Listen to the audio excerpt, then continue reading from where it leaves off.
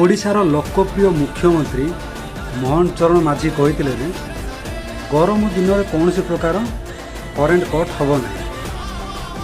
कि देखला बेलू दिन को माने 4 ରୁ 5 थर करेन्ट कट हो निवेदन करुँची ओडिशा सरकार को आ विद्युत विभाग को निवेदन करुँची भाई एमती हैरान लोक करतु आमे तो जहाँ कष्ट पाऊँ जहाँ घरे कि छोट छुआ कि वृद्ध लोक थे से माने बहुत कष्ट पाऊँ तेणुक मु विनीत अनुरोध करुँची गरम दिन में विद्युत काटंतु नहीं लोक को बंचिया को दिंतु किछि मात्रा रे शांति रहा दिंतु बहुत गरम हो बहुत कष्ट पाऊँ आमे धन्यवाद।